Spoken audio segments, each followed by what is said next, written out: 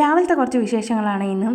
അപ്പോൾ ഇന്ന് ഏട്ടന് ഡ്യൂട്ടി ഉണ്ടായിരുന്നു. അപ്പോൾ ഒരു 5:30 മണിയൊക്കെ ആകുമ്പോഴത്തേക്ക് ഏട്ടൻ രാവിലെ ഡ്യൂട്ടിക്ക് പോകും കേട്ടോ. അപ്പോൾ 5 മണി 5:15 ആകുമ്പോഴത്തേക്കും രാവിലത്തെ കാപ്പിയും പിന്നെ കൊണ്ടുപോകാനുള്ള ചോറും ഒക്കെ റെഡിയാക്കണം. അങ്ങനെ പിന്നെ അതിൻ്റെ കൂടെ തന്നെ ഞാൻ മോക്കുള്ളത് കൂടെയൊക്കെ അങ്ങ് റെഡിയാക്കും കേട്ടോ. പിന്നെ പോയി കുറച്ച് നേരമൊക്കെ കിടന്ന് ഒരു 6:30 6:45 ആയപ്പോഴത്തേക്ക് എണീറ്റ് വന്നേ.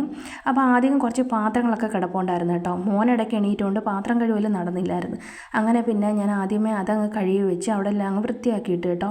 പിന്നെ കുറച്ച് വെള്ളം വെച്ച് മൂക്ക് മേല് കഴുകാനായിട്ട്. നല്ല തണുപ്പല്ലേ, കൂടാതെ പനി നല്ലോണം മാറിയിട്ടില്ല കേട്ടോ. അതുകൊണ്ട് പിന്നെ ഞാൻ വിചാരിച്ച് കുറച്ച് ചൂടുവെള്ളം അങ്ങ് അനത്തി കൊടുക്കാം, അതിലങ്ങ് കുളിക്കുമല്ലോ എന്ന് വിചാരിച്ചു. അങ്ങനെ പിന്നെ മോക്കുള്ള ചായക്കും പാലിനും ഒക്കെ വെള്ളം വെച്ചേ. പിന്നെ ഇലയപ്പത്തിനായിട്ട് ഞാൻ രാവിലെ കുഴച്ച് വെച്ചിട്ടുണ്ടായിരുന്നു, ഏട്ടന് കൊണ്ടുപോയതിൻ്റെ ബാക്കി. അത് കുറച്ച് തേങ്ങയും പഞ്ചസാരയൊക്കെ വെച്ച് അതുകൂടെ അങ്ങ് ആവി കയറ്റിയെടുത്ത് കേട്ടോ. നല്ല ടേസ്റ്റാണ്. അതിനെക്കാട്ടും നല്ലത് ആവി കയറ്റുന്നതിനെക്കാട്ടും നല്ലത് ചുട്ടെടുക്കുന്നത് കേട്ടോ. കുറച്ചുകൂടെ ടേസ്റ്റും ശർക്കരയൊക്കെയാണ് ടേസ്റ്റ്. പക്ഷേ ശർക്കര എൻ്റെ കയ്യിൽ തീർന്നു പോയായിരുന്നു, അതുകൊണ്ട് പിന്നെ പഞ്ചസാര വെച്ചങ്ങ് അഡ്ജസ്റ്റ് ചെയ്തു കേട്ടോ. അങ്ങനെ അത് സ്റ്റീമറിൽ വെച്ച് അവിടെയും മടി കാണിച്ച് സ്റ്റീമറിൻ്റെ അടിക്കത്തെ തട്ടെടുക്കാനായിട്ട് മടി പിടിച്ച് പിന്നെ ചായപാത്രത്തിലങ്ങ് വെച്ച്. പിന്നെ അതിൻ്റെ കൂടെ തന്നെ കുറച്ച് ചൂട മീൻ ഇരിപ്പുണ്ടായിരുന്നു കേട്ടോ. അപ്പം ഞാൻ വിചാരിച്ച് മോക്ക് ഒരു പൊതി കെട്ടി കൊടുക്കാം. ഏട്ടൻ ഇല വെട്ടിയപ്പോൾ ഒരു എക്സ്ട്രാ ഒരു ഇല ഉണ്ടായിരുന്നു, അപ്പോൾ അതിലങ്ങ് മോക്കും ചോറ് കിട്ടാമെന്ന് വിചാരിച്ചു. അപ്പോഴത്തേക്ക് നമ്മുടെ ഇലയപ്പമൊക്കെ വെന്ത് വന്ന് മോളുടെ കുളിയും ചായ കുടിയൊക്കെ കഴിഞ്ഞായിരുന്നു. പിന്നെ ആക്കുള്ള ഇലയപ്പമൊക്കെ എടുത്തു വെച്ചു കേട്ടോ. പിന്നെ അത് കഴിഞ്ഞ് ഞാൻ പോയി ചോറൊക്കെ ഒന്ന് കെട്ടി വെച്ച് വെള്ളമൊക്കെ ഒഴിച്ചൊന്ന് ബാഗിൽ വെച്ചിട്ട് വേണം മോളുടെ മുടിയൊന്ന് കെട്ടി വെക്കാൻ കേട്ടോ.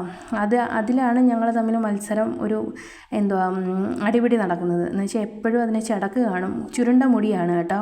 അപ്പം എപ്പോഴും അങ്ങ് ചടക്കായിരിക്കും. എത്ര കെട്ടി വെച്ചാലും എത്ര ചീപ്പി കൊടുത്താലും പിന്നെയും അത് ചടക്ക് വരുവേ.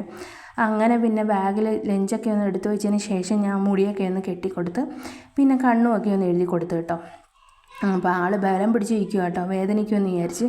അങ്ങനെ അതൊക്കെ ഒന്ന് ചെയ്തതിന് ശേഷം അപ്പോഴത്തേക്ക് പോകാനായിട്ടുള്ള സമയമായി കേട്ടോ. 8:15 ആകുമ്പോഴത്തേക്ക് ഇറങ്ങണം, നമ്മുടെ താഴെ ബസ് വരും കേട്ടോ. അങ്ങനെ റെഡിയായി. പിന്നെ കണ്ണൊക്കെ ഒന്ന് എഴുതി കൊടുത്തായിരുന്നു. പിന്നെ ആൾ പെർഫ്യൂമൊക്കെ ഒന്ന് തന്നെ അടിച്ച് പോകാനായിട്ട് ഇറങ്ങി കേട്ടോ. ഇനിയിപ്പോൾ മോളെ കൊണ്ടാക്കിയിട്ട് വരുമ്പോഴത്തേക്ക് മോൻ എഴുന്നേക്കും, പിന്നെ അവൻ്റെ കാര്യങ്ങളും ഇതൊക്കെയാണ് മിക്കവാറും. ഏട്ടന് ഡ്യൂട്ടിയുള്ളൊരു ദിവസത്തെ ഞങ്ങളെ രാവിലെകൾ കേട്ടോ. ഏട്ടൻ ഡ്യൂട്ടിക്ക് പോയില്ലെങ്കിൽ പിന്നെ വീട്ടിൽ കാണും, അപ്പോൾ അതനുസരിച്ചൊക്കെ ആയിരിക്കും. അങ്ങനെ മോള് പോകുന്ന ഇനി ഒരു വൈകിട്ട് വരാനായിട്ട് 4 മണിയൊക്കെ ആവും കേട്ടോ. അപ്പോൾ ഒരു 5-6 ടാറ്റ ബേബിയോ ഒക്കെ തന്നിട്ട് പോകും.